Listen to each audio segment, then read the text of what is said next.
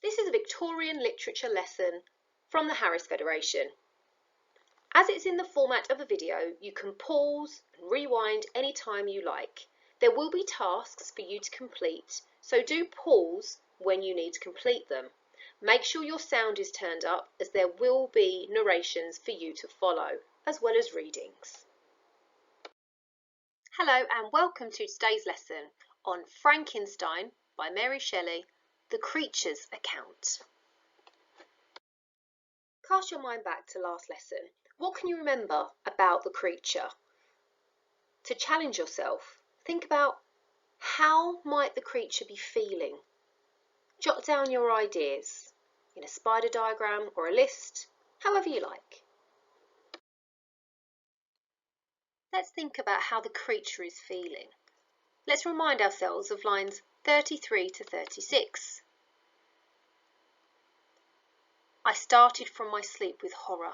A cold dew covered my forehead, my teeth chattered and every limb became convulsed, when, by the dim yellow light of the moon, as it forced its way through the window shutters, I beheld the wretch, the miserable monster whom I had created. He held up the curtain of the bed, and his eyes, if eyes they may be called, were fixed on me. His jaws opened, and he muttered some inarticulate sounds, while a grin wrinkled his cheeks. He might have spoken, but I did not hear. One hand was stretched out, seemingly to detain me, but I escaped and rushed downstairs.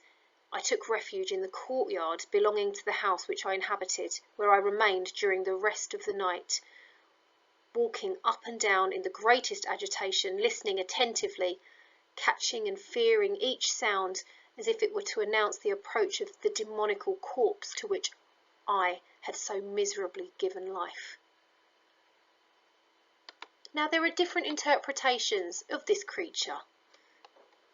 Is the creature a savage and scary monster?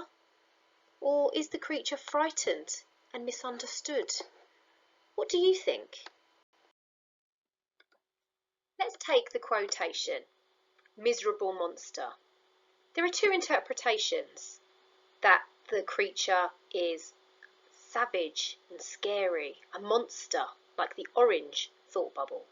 Or there is the interpretation that the creature is frightened and misunderstood. So if he was a savage and scary monster, he might be thinking, I'm hunting my creator to kill him, hence he's this miserable monster. However, if he was frightened and misunderstood, he might be thinking, I've been left all alone, I feel terrified and lonely, hence he's the miserable monster. Draw out this table using the quotations from the text. Finish the sentences on the far right column by imagining that the creature is a savage and scary monster. The first one has been done for you. You don't have to use the sentence starters, but they are there in case you need them.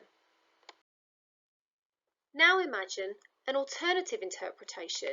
Imagine the creature is frightened and misunderstood. Using the same quotations as before, write what the creature is feeling based on him being frightened and misunderstood in relation to the quotations. The first one has been done for you. The extract that we have been reading has been from Victor Frankenstein's point of view. Now you are going to write imagining you are the creature. So from the creature's point of view. The creature is fully formed when it comes to life. What will its first thoughts be? What does it think when it finds itself alone? What does it think when it finally finds Victor? What will it see when it looks in the mirror? Now it's time for you to complete your creative writing, imagining you are the creature. But first, I want you to think about 3 targets for yourself. What have teachers told you that you need to improve on? What is an area that you particularly struggle with that you really need to focus on? Perhaps it's your spelling, perhaps it's sentence structures, it could be anything. So before you start writing, I want you to give yourself 3 targets. When you've done that, you then write your account as if you are the creature. Think about all of the things that we've gone through this lesson. What viewpoint are you going to take? Is the creature a savage monster, Or is he frightened and misunderstood?